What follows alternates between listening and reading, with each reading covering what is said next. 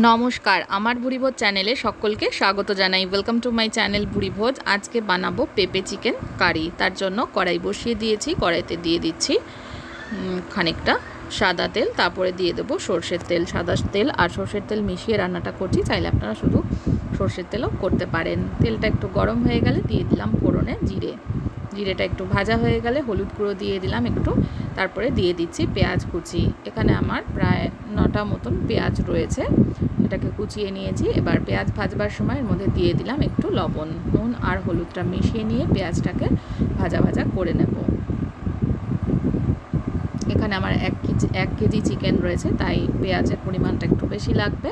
এবার দিয়ে দিচ্ছি পেঁয়াজটাকে 2-3 মিনিট ভেজে নিয়ে দিয়ে দিলাম তেজপাতা দেওয়ার পরে পেঁয়াজটাকে আরও 2 মিনিট মতো ভেজে নেব। সাদা ভাতের সঙ্গে এই পেঁপে চিকেন কারি কিন্তু খেতে ভীষণই সুস্বাদু লাগে। অবশ্যই এইভাবে ট্রাই করে দেখবেন, আর ভালো লাগলে আমার চ্যানেলটাকে সাবস্ক্রাইব করতে ভুলবেন না। পেঁয়াজটাকে আরও 2-3 মিনিট ভেজে নেওয়ার পরে এর মধ্যে কেটে রাখা পেঁপে, আলু আর একটা মিডিয়াম সাইজের টমেটো দিয়ে দিলাম। দিয়ে এই সমস্ত কিছু ভাজা ভাজা করে নিতে হবে। পেঁপেগুলো অবশ্যই পেঁপের যে বীজের অংশটা আছে ওটা কিন্তু চেঁচে ফেলে তারপরে ইউজ করতে হবে, নইলে অনেক সময় তেতো থাকে। ওই পেঁপের বীজের অংশটা রেখে দেওয়ার জন্য 5-7 মিনিট মতন এই সমস্ত কিছু সবজি আর পেঁয়াজ কুচি এগুলো সমস্ত ভেজে নেওয়ার পরে এবার আমি চিকেনটা দিয়ে দিচ্ছি। পরিষ্কার করে ধুয়ে রাখা চিকেনটা এর মধ্যে অ্যাড করে দিচ্ছি। এখানে চিকেনের পরিমাণ রয়েছে 1 কেজি। সমস্ত চিকেনটা দেওয়ার পরে এবার আমি একে একে মশলাগুলো দিয়ে দেব। চিকেনটা দেওয়ার সাথে সাথে কিন্তু বেশ খানিকটা নুন অ্যাড করে দিচ্ছি, যাতে নুনটা চিকেনের মধ্যে ঢুকে যায়। এবার আমি এর মধ্যে দিয়ে দিচ্ছি হলুদ গুঁড়ো, এবার দিয়ে দেব জিরে গুঁড়ো, আর দিয়ে দেব 1 ইঞ্চি আদা বেটে রেখেছিলাম সেটা দিয়ে দিচ্ছি। এই সমস্ত মশলাগুলো ভালো করে মিক্সড করে নিয়ে 2 মিনিট মতন কষিয়ে নেব। এর মধ্যে আমি রসুন আর কাঁচা লঙ্কা বাটাটা একটু পরে অ্যাড করব। 2 মিনিট মতন কষিয়ে নেওয়ার পরে তারপরে রসুন আর কাঁচা লঙ্কা বাটা ইউজ করতে হবে। ভালোভাবে সমস্ত মশলাগুলো এইভাবে মিক্স করে নিচ্ছি। আরও একটু কিন্তু হলুদ গুঁড়ো লাগবে, আর একটু হলুদ গুঁড়ো অ্যাড করে দিলাম, দিয়ে আবারও ভালো করে মিশিয়ে নিচ্ছি। পেঁপে দেওয়ার জন্য কিন্তু মাংসটা কিন্তু সুন্দরভাবে সেদ্ধও হয়ে যাবে আর খেতেও ভীষণ ভালো লাগবে ঝোলটা। এবার আমি এর মধ্যে দিয়ে দিলাম রসুন কাঁচা লঙ্কা বাটা।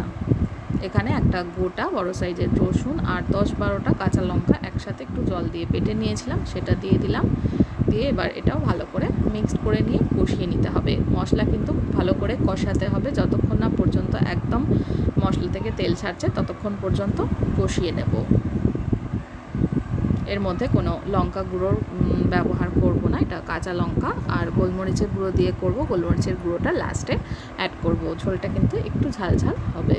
দেখুন মশলা কিন্তু কষানো হয়ে এসছে, একদম প্রায় অনেকটাই শুকনো শুকনো হয়ে এসছে। এই পর্যায়ে এসে আমি এর মধ্যে সামান্য পরিমাণ একটু চিনি অ্যাড করে দেবো। স্বাদটা ব্যালেন্স করবার জন্য সামান্য একটু চিনি অ্যাড করে দিলাম। চিনিটাকেও মিক্সড করে নিয়ে আরও 2 মিনিট মতো কষিয়ে তারপরে আমি এর মধ্যে জল অ্যাড করব। দেখুন একদম শুকনো শুকনো হয়ে এসছে। এবার জলটা দিলাম, একটু কিন্তু ঝোল ঝোল থাকবে, তাই জলের পরিমাণটা একটু বেশি দেব।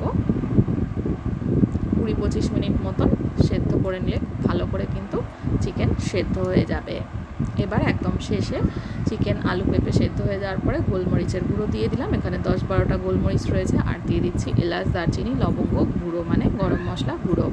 এটাও ভালো করে মিশিয়ে নেব। মিশিয়ে 1 মিনিট মতন ফোটালে পরেই পেঁপে চিকেন কারি কিন্তু একদম রেডি হয়ে যাবে। গরম গরম ভাত বা রুটির সঙ্গে খাওয়ার জন্য, বা আমাদের অনেক সময় সর্দি কাশি হলে ঠান্ডা লাগলেও কিন্তু এই গোলমরিচের গুঁড়ো দিয়ে পেঁপে চিকেন কারি ভীষণই ভালো লাগে। এটা একদম তৈরি হয়ে গেছে। রেসিপিটা দেখার জন্য সকলকে ধন্যবাদ। সকলে ভালো থাকবেন, সুস্থ থাকবেন।